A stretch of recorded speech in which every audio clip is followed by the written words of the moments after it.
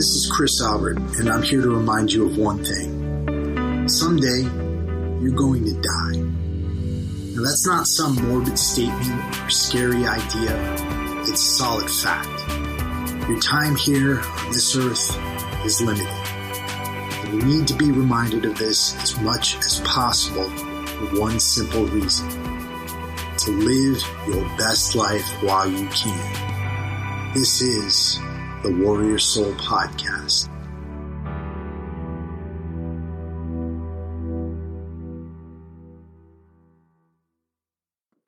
What's going on, ladies and gents? Welcome to the Warrior Soul Podcast. And this week we've got one of my favorite individuals in the world on the show.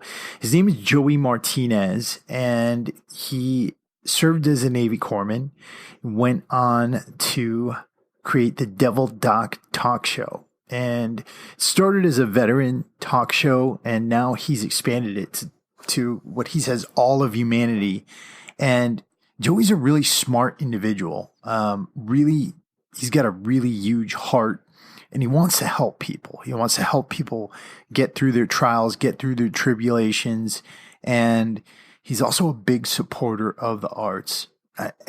Every time I talk to him, I really enjoy it. I think you guys are going to enjoy it as well.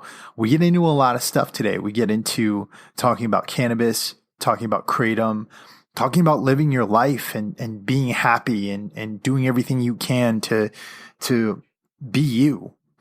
So you guys will really enjoy this conversation. Before we get into the show, I just want to say this podcast is brought to you by F-Bomb Nutrition. They make awesome, delicious packets of fats, macadamia nut butters. They mix them up with chocolate, with sea salt, with pecan butter. Super delicious. They also have these awesome cheese snacks that they've just come out with.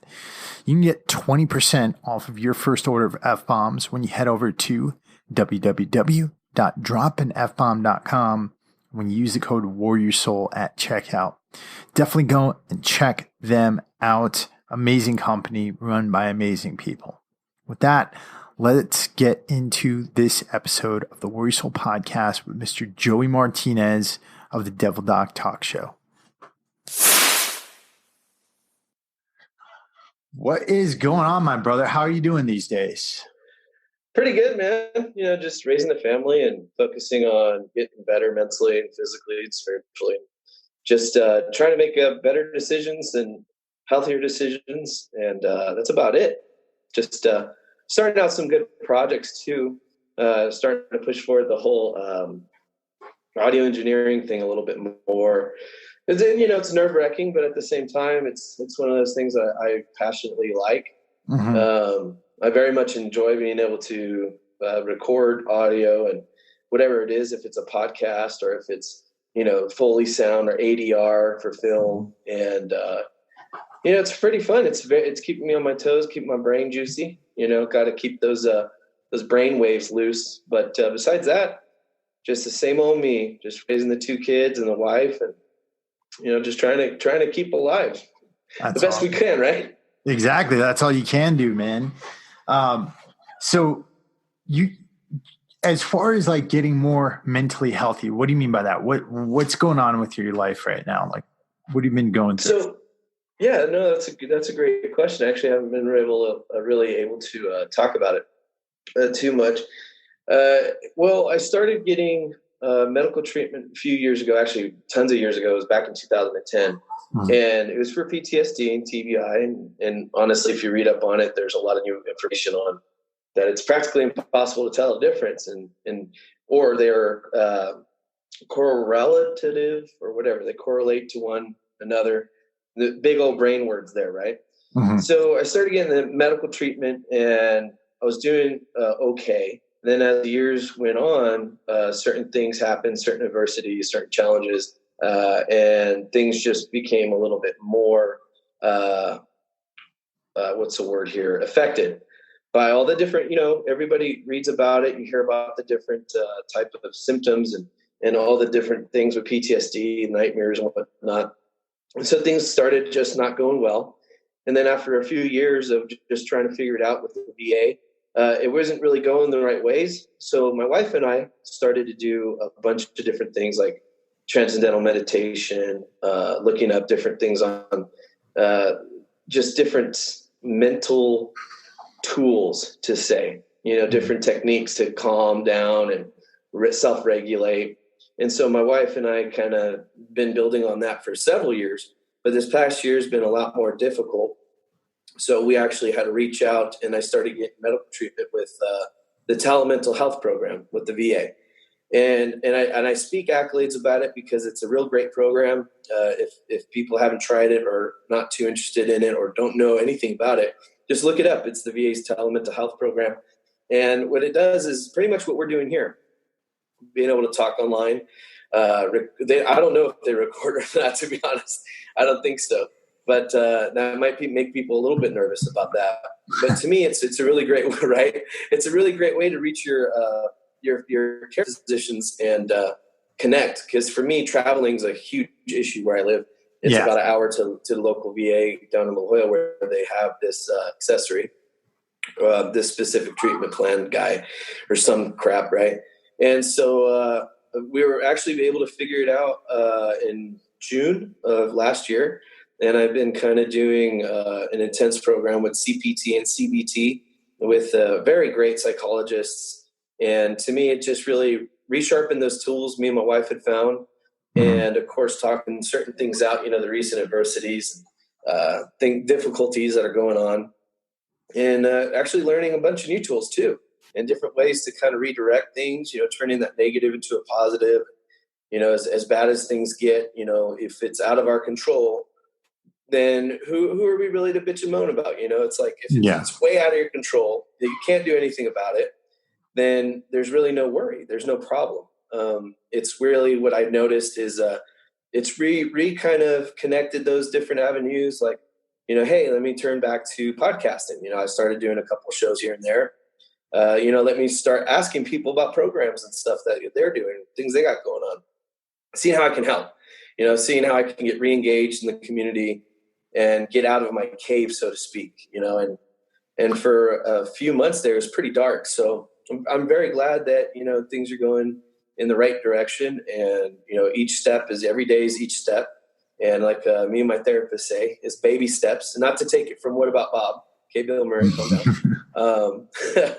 It's really one of those things that work, baby steps to plan, prepare, and the things you learn in the military, you can reutilize and kind of restructure at any point in time in your life, which was kind of what me and my wife and my family were going through this year. It's just trying to rebuild the foundation and get going in the right directions. Well, your show, the Devil Doc Talk Show, I mean, like it was always a great show, and you get a real talent for podcasting, right? You got a real talent for talk. And I always appreciated that about you because, you touched on a lot of different issues that people might have been struggling with. And you made people see them in a kind of a different light, what, because you're coming back to that now, right? Yes. Yeah. And actually in a bigger way too.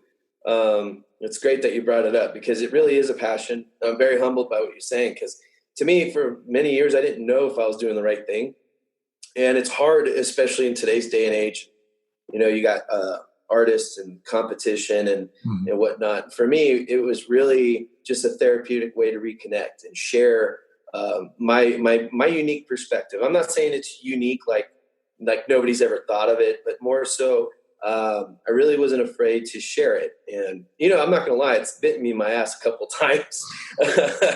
and to me, that's really good, though. It tells me that I'm pushing things at the right pressure points. Really, if certain things buckle, and then a few years later, it's literally the most relevant content, but we created it like years before. And now you can see people talking about it. And one of the biggest things was cannabis, and different type of modalities, naturopathic or whatever the homeopathic, whatever the word is, techniques, transcendental meditation. I was talking about that a lot. And to me, but it was more so being able to reconnect with people, like you were saying, talk. I always found that valuable with people. I am a very much so a people person. people pleaser, if you will. But not to the point where I'm going to kiss anybody's ass. Right. I'll be very blunt about that shit. But when it comes to theories and the evolution of medicine, the evolution of sound, the evolution of connectivity, me and my buddy were just talking last night, just of course about politics, but I don't know if you like talking about politics or not, or your listeners, but it was about the president. And to me, here's a good point to my part was, this is the most accessible president in U.S. in the world's history, period. You can hate him, you can love him, you could not care any which way. But the accessibility to voice your opinion and really be heard, I think, is outstanding. And I think that a lot of Americans kind of take that shit for granted. And to me, me and my buddy, he wasn't bitching or moaning or nothing, but we were just talking about, the circumstances and the situation, because we're still in a shutdown, one of the longest in history. Mm-hmm. And to me, it was intriguing because, of course, we talked about, people going out pay and different programs, even worrying about, VA pay. Then I reminded him, no, the VA's paid a year in advance, so we're cool. Just you guys out there, veterans worrying. But, certain programs, yeah, it's difficult. But let's say you're having a bad day and you want to vent, okay? You can literally hit up the White House hotline and you could send them emails. You might not feel heard, okay? But I promise you somebody's reading those emails. I ran into a couple of the people running for Congress this year on both sides of the table. Everybody's great candidates, so nobody bite my head off. But we talked about the accessibility, and it's a huge, huge, very important thing, especially with this president, that I just can't shake or, tell people to be upset about, because either way you feel about it, VA programs, if you're having problems, there's hotlines and phone lines, and there's connectivity. And to me, that's huge, and that's very big. Well, you can even hit him up on Twitter at this point, right? Yeah, I've hit him up on Twitter, Facebook. I've done all the different BSOs. I've spoken to representatives from just about every district in Southern California. And then also the White House hotline, which is the veteran hotline. Yeah. And then there's the email program too. So, one thing I was thinking about, and I've been thinking about since President Trump came into office, is, a lot of people, I think the party lines are shifting on so many different situations. Take cannabis, for example, right? right. A lot of, 10 years ago, you would have thought, okay, the Democratic Party is more in favor of cannabis reform and things like that. But I think since Trump took office, we're seeing more and more movement on the Republican side toward making cannabis more available to people who want to utilize it. Absolutely. You can't knock it. I mean, you can if you're just watching either one-sided news product. Mm-hmm. And I do find journalism, if you don't remember the Hearsts and Hearst Castle, do your research. Yeah. It's based off of journalism, right? Mm-hmm. Journalism's always been a product. It always will be a product. I think that a lot of journalism's gone away from being a little bit more integrity, fucking South Park, right? Integrity, right? I think that a lot of journalists have swayed towards the more entertainment-based news. But with that, there's a lot more going on, and with the cannabis conversation, I think if you were to look at both sides of the parties, there's certain advocates that are actually there for movement in the scientific field of medicine. Mm. And then there's those that are still stuck on the stigmatization of what marijuana was.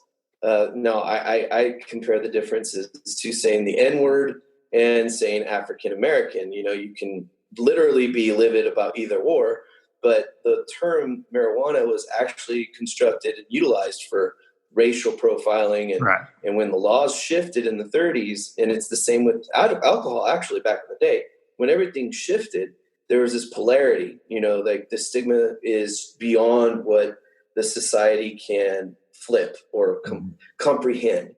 And nowadays you see it shifting even in the Republican Party. And I laugh at it because, everybody says, rich white money. And I go, yeah, but hey, I don't care if you're smart, dumb, or broke or rich. You look at cannabis nowadays and you have to at least admit it's going to be a huge industrial age. Like, it's a green industrial age. To me, it's going to be $1 trillion market within easily 15 to 20 years.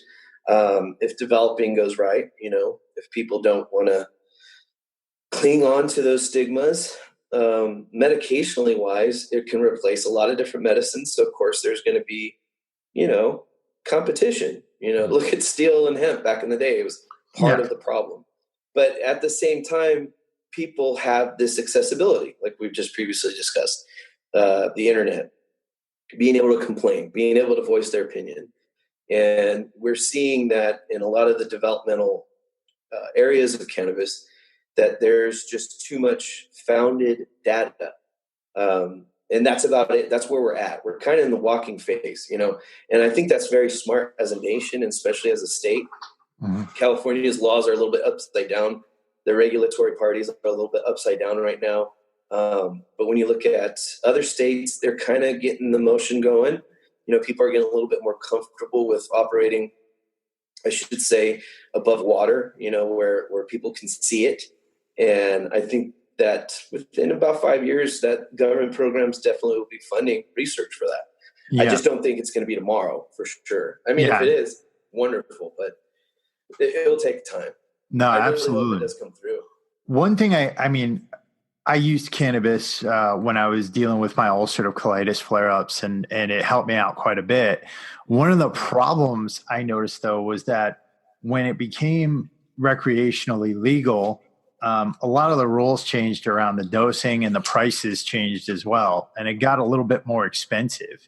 What do you think about that as far as cannabis becoming more and more expensive for the medical user? Well, I think it's a horrible situation. I find myself in as well. If you're listening, other people that are out there that have, I hate to always focus on veterans because I don't want to exclude anybody from the conversation, but a lot of veterans do prefer cannabis now, especially, or kratom is another one. I have not tried it. I'm very interested in it. Nice.